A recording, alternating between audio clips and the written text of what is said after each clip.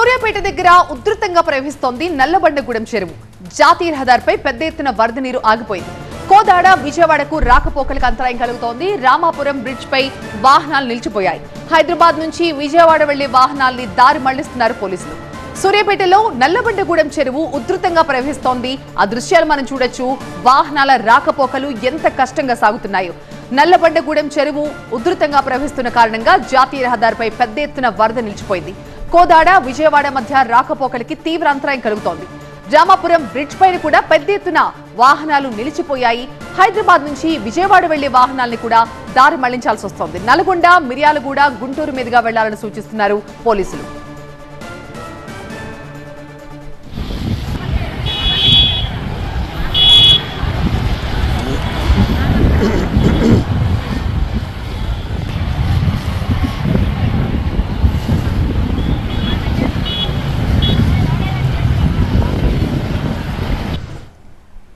మా ప్రతినిధి రేవంత్ దీనిపై మరింత సమాచారం అందిస్తారు. రేవంత్, ఎడతెరిపి లేకుండా కురుస్తున్న వర్షాలకు రాష్ట్రంలో వాగులు వంకలు ప్రవహిస్తున్నాయి. దీంతో ఈ వాగులు వంకల నుంచి పెద్ద ఎత్తున నీరు హైవేలపై కూడా వరద ఉధృతి పెరుగుతూ ఉంది. దీంతో హైదరాబాద్ విజయవాడ జాతీయ రహదారిపై పూర్తిగా రాకపోకలు అయితే నిలిచిపోయాయి. మనం ప్రస్తుతం నల్లగొండ జిల్లా కోదాడ మండలం నల్లబండగూడెం రామాపురం క్రాస్ రోడ్ వద్ద ఉన్నాం. చూడొచ్చు విజువల్స్లో ఇక్కడ చాలా అంటే ఈ హైవే మీద హైదరాబాద్ విజయవాడ జాతీయ రహదారి మీద ఈ ఉధృతంగా నీరు ప్రవహిస్తుండటంతో ఇరువైపులా కూడా పెద్ద ఎత్తున రాకపోకలు నిలిచిపోయాయి. పెద్ద ఎత్తున పోలీసులు కూడా బ్యారికేడ్స్ పెట్టి ఎవరిని కూడా అనుమతించలేనటువంటి పరిస్థితి కనిపిస్తూ ఉంది. కోదాడ మండలంలో ఉన్నటువంటి నల్లబండగూడెం చెరువు అయితే పెద్ద ఎత్తున అలుగు పోస్తోంది. దాంతో ఆ నీరంతా ఇక్కడ ఈ వంపు ప్రాంతంలో ఉన్నటువంటి మనకు కనిపిస్తున్నటువంటి దూరంగా కనిపిస్తున్నటువంటి ఆ ప్రాంతంలో ఆ నీరంతా వెళ్తుంది. దీంతో హైవే మొత్తం పూర్తిగా జల దిగ్బంధంలో చిక్కుకోవడంతో పోలీసులు అయితే హైదరాబాద్ విజయవాడ జాతీయ రహదారిపై పూర్తిగా రాకపోకలు అయితే నిలిపివేశారు. దీంతో హైదరాబాద్ విజయవాడ జాతీయ రహదారిపై ఇరువైపులా అటు విజయవాడ వైపు ఇటు కోదాడ వైపు పూర్తిగా దాదాపు 2-3 కిలోమీటర్ల మేర ట్రాఫిక్ జామింగ్ అయినటువంటి పరిస్థితి కనిపిస్తుంది. ఎందుకంటే ఎటువంటి ప్రమాదాలు లేకుండా ఉండేందుకు కూడా అధికారులు అయితే పోలీసు అధికారులు ఇప్పటికే ట్రాఫిక్ డైవర్షన్ కూడా చేస్తున్నారు. ముఖ్యంగా హైదరాబాద్ నుంచి విజయవాడ వెళ్ళే ప్రయాణికులైతే ముఖ్యంగా నల్గొండ, మిర్యాలగూడ, గుంటూరు తదితర ప్రాంతాల నుంచి పెద్ద ఎత్తున అంటే విజయవాడకు వెళ్ళాలని చెప్పి సూచిస్తున్నారు. మరోవైపు ఖమ్మం మీదుగా వెళ్ళే అవకాశం ఉన్నప్పుడు కూడా ఖమ్మంలో కూడా పాలేరు ఉధృతంగా ప్రవహిస్తుండటంతో అటువైపు కూడా వాహనాలు అయితే మళ్లించకుండా వద్దని చెప్తున్నారు. ముఖ్యంగా పోలీసులు అయితే ప్రత్యేకంగా ఈ అంటే అత్యవసర ప్రాణులు ఉంటేనే మాత్రం బయటకు వెళ్ళాలి, విజయవాడ వెళ్ళే వాహనాలు ఎట్టి పరిస్థితుల్లో కూడా అంటే బయటకు వెళ్ళొద్దు, ప్రయాణం చేయకూడదని పోలీసులు అయితే సూచిస్తున్నటువంటి పరిస్థితి. కానీ తెలంగాణ సరిహద్దు, రాష్ట్ర సరిహద్దు, 2 తెలుగు రాష్ట్రాల మధ్య సరిహద్దుగా ఉన్నటువంటి ఈ ప్రాంతం ఏదైతే రామాపురం క్రాస్ రోడ్డు విజువల్స్లో కనిపిస్తున్నటువంటి ఈ ప్రాంతంలో పెద్ద ఎత్తున హైవేపై వరద నీరు చేరుకోవడంతో వేలాది వాహనాలు అయితే పెద్ద ఎత్తున చేరుకున్నాయి. పోలీసులు కూడా ఎవరిని కూడా అనుమతించడం లేదు. మనం విజువల్స్ చూడవచ్చు. చాలా వరకు ఆ బ్రిడ్జి మీద ఉన్నటువంటి ఏదైతే 2 తెలుగు రాష్ట్రాల మధ్య కనిపిస్తున్నటువంటి ఆ బ్రిడ్జి మీద కొన్ని వాహనాలు నీటిలో కూడా చిక్కుకుపోయినటువంటి అంటే వాహనాలు కనిపిస్తాయి. లారీతో పాటు మిగతా ప్రాంతాల్లో అక్కడ ఉన్నటువంటి కొన్ని వాహనాలు కూడా అక్కడే ఉన్నాయి. దాంతో పోలీసులు ఎవరు కూడా అటువైపు అనుమతించడం లేదు. ప్రమాదాలు జరగకుండా ఉండే ఉద్దేశంతో వాహనాల రాకపోకలను నిలిపేశారు. రాత్రి నుంచి కూడా ఎడతెరిపి లేకుండా కురుస్తున్నటువంటి వర్షాలకు అంటే ఈ రాకపోకలకు ఇబ్బంది కలగకుండా ఉండేందుకు హైదరాబాద్ నుంచి విజయవాడ రహదారిపై రాకపోకలను డైవర్షన్ చేశారు. కానీ ఈరోజు మధ్యాహ్నం నుంచి కొంత అంటే తెరిపి ఇచ్చినప్పటికీ కూడా అంటే నీట మునిగినటువంటి గ్రామాల నుంచి జనం వస్తున్నటువంటి తేరుకున్నప్పటికి కూడా కానీ నల్లబండగూడెం చెరువు యొక్క వరద నీరు, అలుగు నీరు ఎక్కువగా ఉధృతంగా ప్రవహిస్తుండటంతో హైదరాబాద్ విజయవాడ జాతీయ రహదారిపై నీరు అయితే చాలా ప్రవాహంగా ప్రవహిస్తుంది. దీంతో రాకపోకలు నిలిచిపోయాయి. అయితే ఇదే పరిస్థితి కొనసాగకుండా దాదాపు రాత్రి వరకు కూడా ఇదే పరిస్థితి కొనసాగే అవకాశం ఉన్నట్టు పోలీసులు అయితే చెప్తున్నారు. ఎవరు కూడా అత్యవసర పని తప్పితే మిగతా అవసరాల కోసం బయటికి వెళ్ళవద్దని చెప్పి పోలీసులు సూచిస్తున్నారు. కెమెరా పర్సన్ కుశల్తో రేవంత్, TV9 నల్లబండగూడెం. రైట్ రేవంత్. విజయవాడపై అయితే వరుణు విరుచుకు పడుతున్నాడు. భారీ వర్షాలతో బెంబేలెత్తిస్తున్నాడు. రికార్డు స్థాయిలో 29 సెంటీమీటర్ల వర్షపాతం నమోదవడంతో రోడ్లు చెరువులైపోయాయి, వాగులు విజృంభిస్తున్నాయి. పలు కాలనీలు అయితే అసలు కనిపించడమే లేదు. కార్లు మునిగిపోవడం, బైకులు కొట్టుకుపోవడం, కొన్ని ఏరియాల్లో వరదల ధాటికి ఇళ్లు ధ్వంసం కావడం, ఇలా చెప్పుకుంటూ పోతే బెజవాడ పరిస్థితి భయానకంగా మారింది. కాలు బయట పెట్టలేని పరిస్థితి వచ్చింది. అలాగని కొన్ని ప్రాంతాల్లో ఇంట్లో కూడా ఉండలేని దుస్థితి ఏర్పడింది. ఇటు బుడమేరు ఉధృతికి విజయవాడ నగరం మొత్తం జల దిగ్బంధంలో చిక్కుకుంది.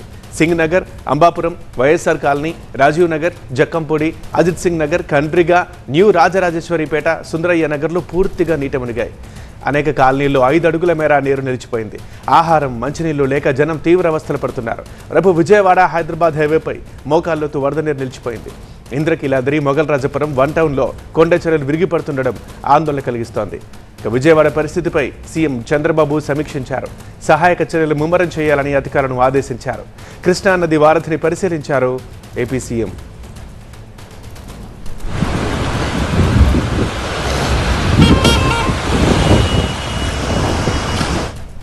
ప్రతినిధి క్రాంతి ఉన్నారు మరింత సమాచారం అందించడానికి. క్రాంతి, ప్రస్తుతం విజయవాడలో పరిస్థితి ఎలా ఉంది అండ్ సహాయక చర్యలు ఏం చేపడుతున్నారు? విజయవాడలో ప్రస్తుత పరిస్థితి అస్తవ్యస్తంగా ఉందనే చెప్పాలి. అనూహ్యంగా అనుకోని విధంగా బెజవాడని ముంచెత్తినటువంటి వరదతో స్థానికంగా ఉన్నటువంటి ప్రజలందరూ కూడా తీవ్ర ఇబ్బందులు పడుతున్నారు. ప్రజెంట్ నేను నుంచున్నటువంటి ప్లేస్ ఏదైతే ఉందో ఇది విజయవాడలో ఉన్నటువంటి సింగ్ నగర్ కు వెళ్ళేటటువంటి ప్రధాన రహదారి. ఫ్లైఓవర్ దగ్గరలో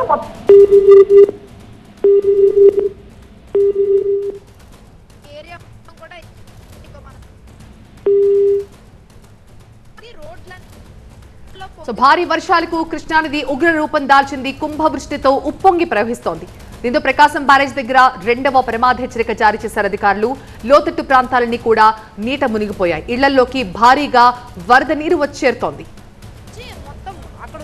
పబ్లిక్ ని పునరావాస కేంద్రాలకు తరలించేటటువంటి ప్రయత్నం చేస్తున్నారు. ఇప్పుడే సీఎం కూడా లోపలికి వెళ్లి బోట్ల ద్వారా క్షేత్రస్థాయిలో పర్యటన చేశారు. అక్కడ ఉన్నటువంటి ప్రస్తుత పరిస్థితిని అధికారులను అడిగి తెలుసుకున్నారు. మొత్తం అన్ని చోట్ల ఎక్కడికక్కడ ప్రజలకు సంబంధించి ఎలాంటి ఇబ్బంది కలగకుండా ఎత్తైన ప్రదేశాల్లో ఉండాలని చెప్పి కూడా ఆదేశాలు ఇచ్చినటువంటి పరిస్థితి. వారికి సంబంధించి ఫుడ్ కానీ ఇతరితర అవసరాలు, ముఖ్యంగా ఈ ఏరియాలో ఎమర్జెన్సీ ఏదైనా వచ్చినా కూడా బయటికి రాలేనటువంటి పరిస్థితి. నిన్న సాయంత్రం కాస్త కొద్దిగా ఉన్నటువంటి వరద కాస్త ఉదయం కొంచెం పెరిగింది. ఇప్పుడు అనుకోకుండా మరింత పెరిగిపోయినటువంటి పరిస్థితి. ఎక్కడ చూసినా ఇదే పరిస్థితి. అనూహ్యంగా పెరిగినటువంటి వరదతో అధికారులు సైతం అప్రమత్తం చేయడంలో ఆలస్యం చేశారని చెప్పాలి. మొత్తం అధికారులు చెప్పకపోవడంతో ఎక్కడికక్కడ లోపల ఉన్నటువంటి వాళ్ళు స్ట్రక్ అయిపోయారు. దాదాపు అన్ని ఏరియాల్లో ఇదే పరిస్థితి కొనసాగుతూ ఉంది మొత్తం. అండ్ అలాగే దాంతోపాటు మనం చూసుకుంటే కనుక ఏరియాలో సాధారణంగా మొదట ఉదయం నార్మల్గా ఉండటంతో చాలా మంది పనులకు వెళ్ళిపోయారు. తిరిగి వచ్చేసరికి మొత్తం ఏరియా మొత్తాన్ని కూడా వరద ముంచెత్తడంతో స్థానికంగా పిల్లలందరూ కూడా చిక్కుకుపోయారు. వారిని ఎలాగైనా సరే బయట కనిపిస్తోంది. విజయవాడలో ఏరియాల్లో కూడా ఇదే పరిస్థితి.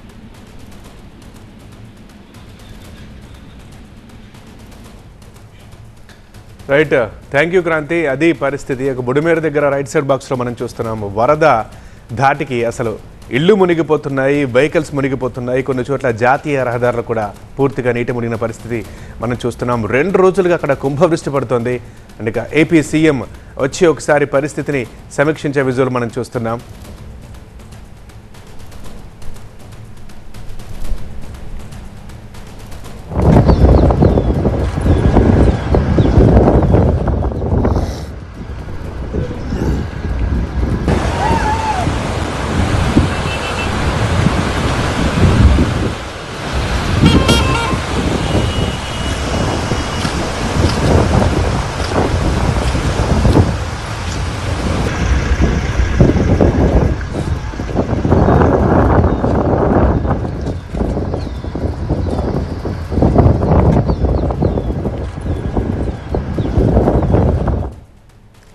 భారీ వర్షాలకు కృష్ణానది ఉగ్రరూపం దాల్చింది. కుంభవృష్టితో ఉప్పొంగి ప్రవహిస్తోంది. దీంతో ప్రకాశం బ్యారేజ్ దగ్గర 2వ ప్రమాద హెచ్చరిక జారీ చేశారు అధికారులు.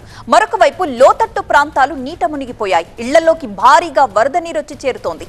దీంతో వరద బాధితులను సురక్షిత ప్రాంతాలకు తరలిస్తున్నారు అధికారులు.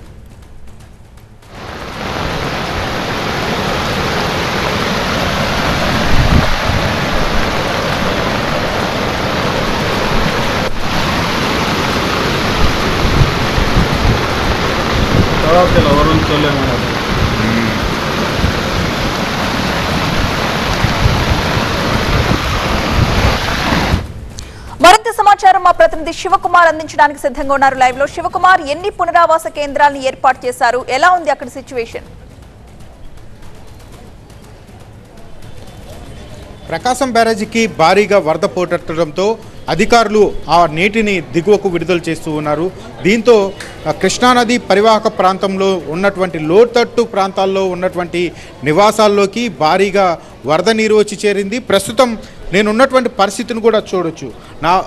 నా యొక్క సగం వరకు కూడా నీళ్ళు వచ్చేసినటువంటి పరిస్థితి. కృష్ణానది ఇక్కడి నుంచి చూస్తే ఒక 1/2 కిలోమీటర్ దూరంలో కృష్ణానది అనేది ఉంది.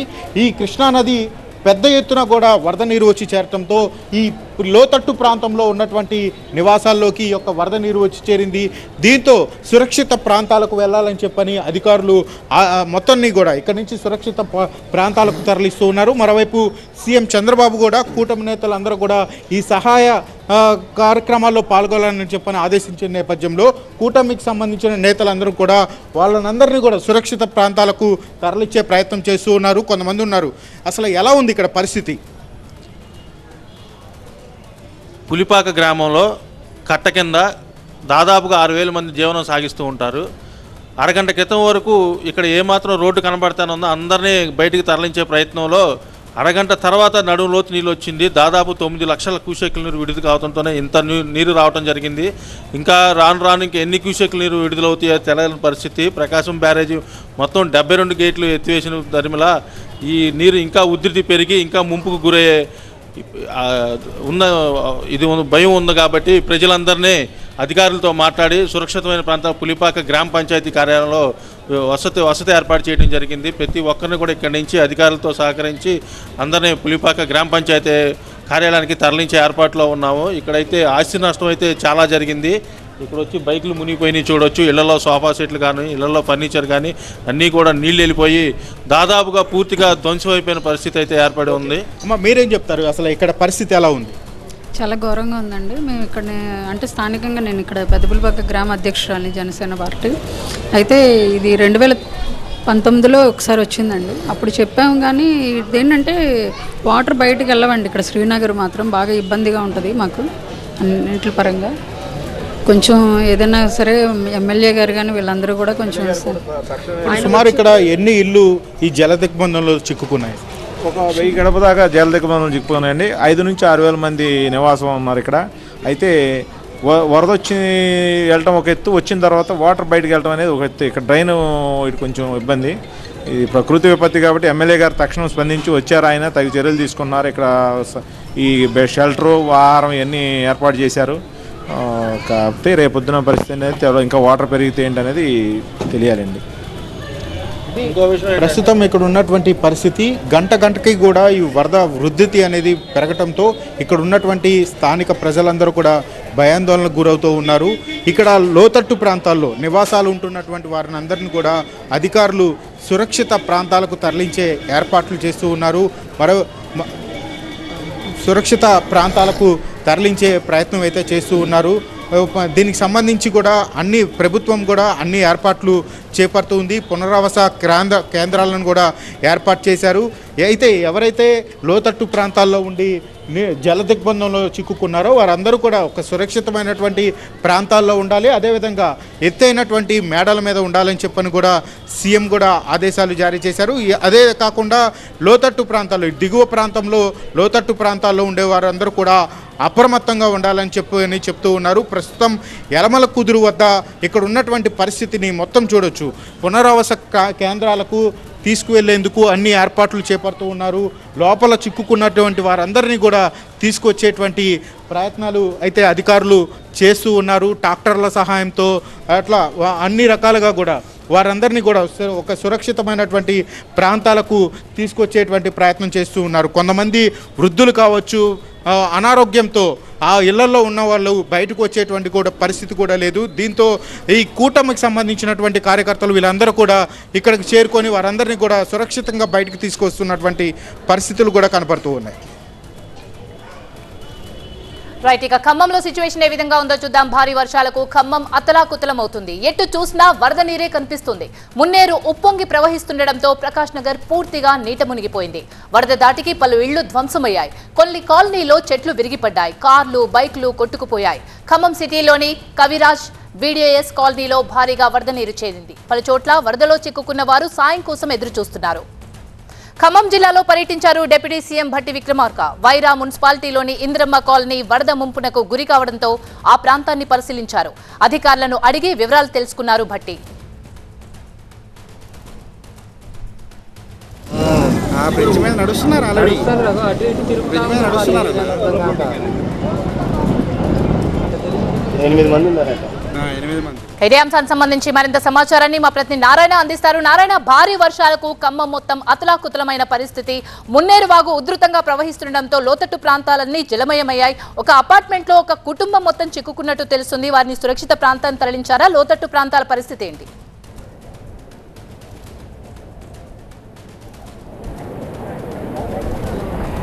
ఖమ్మం జిల్లా వ్యాప్తంగా కూడా భారీ వర్షాలు కురుస్తున్నాయి. ఎడతెరిపి లేకుండా కురుస్తున్నటువంటి భారీ వర్షాలకు ఖమ్మం జిల్లా పూర్తిగా స్తంభించిందనే చెప్పవచ్చు. జనజీవనం నిన్నటి నుంచి కూడా స్తంభించింది. ముఖ్యంగా ఖమ్మం నగరానికి సంబంధించి కనీవిని ఎరగని చరిత్రలోనే 50 సంవత్సరాల చరిత్రలో కనీవిని ఎరగనటువంటి రీతిలో భారీ స్థాయిలో వరద ఒక్కసారిగా ఊహించిన విధంగా రాత్రికి రాత్రి వచ్చింది.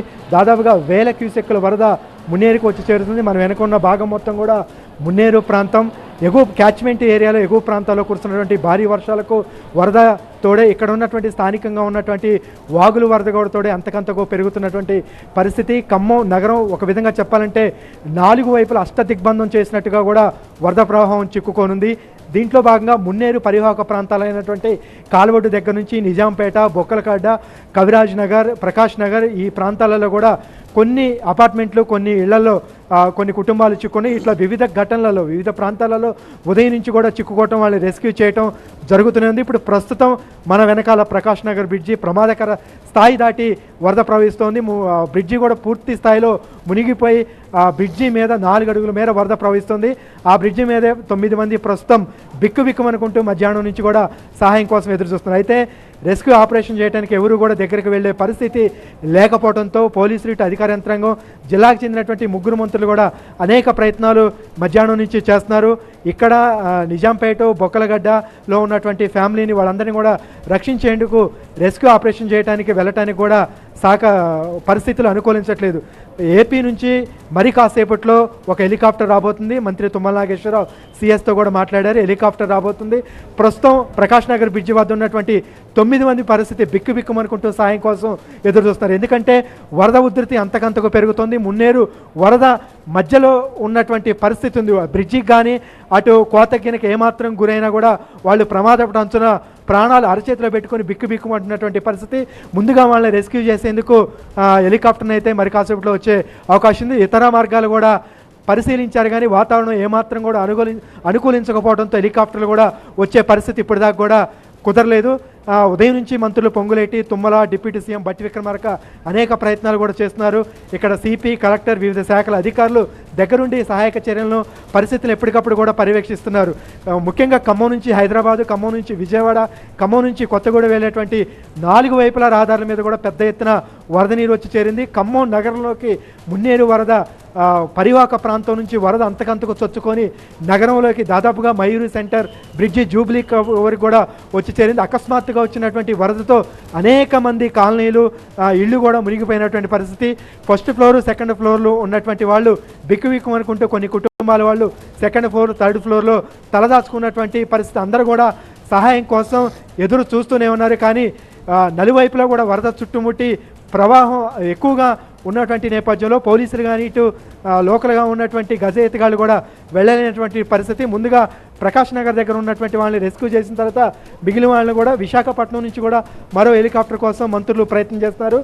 అది వచ్చిన తర్వాత నిజాంపేటలో చిక్కున్నటువంటి కుటుంబాన్ని రక్షించడానికి ప్రయత్నం చేస్తామని అధికారులు చెప్తున్నారు. Right, thank you Narayana. రైట్గా రైళ్ల రాకపోకలపై రెయిన్ ఎఫెక్ట్ గట్టిగానే పడింది. విజయవాడ జంక్షన్లో పలు ట్రైన్లు నిలిచిపోయాయి. విజయవాడ, కాజీపేట వెళ్లే పలు రైళ్లు రద్దయ్యాయి. వరదల దాటికి పలు ట్రైన్లను దారి మళ్లిస్తున్నారు. మరోవైపు డోర్నికల్ జంక్షన్లోనూ పలు ట్రైన్లు నిలిచిపోయాయి. అటు ఇంటికన్నే కేసముద్రం మధ్య రైల్వే ట్రాక్ పూర్తిగా ధ్వంసమైంది. ఎడతెరిపి లేకుండా కురుస్తున్న వర్షాలతో పునరుద్ధరణ పనులకు తీవ్ర అంతరాయం కలుగుతోంది.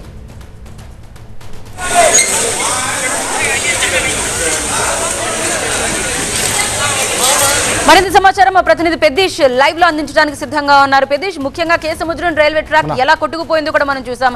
ఏమైనా పునరుద్ధరణ పనులు జరుగుతున్నాయా? అసలు ఆటంకం కూడా కలుగుతోంది ఏమైనా సహాయక చర్యలు చేపట్టడానికి. సో ప్రస్తుతం రైల్వే ట్రాక్స్ కు సంబంధించి ఏం చేస్తున్నారు? పునరుద్ధరణ పనులు అయితే శరవేగంగా జరుగుతున్నాయి.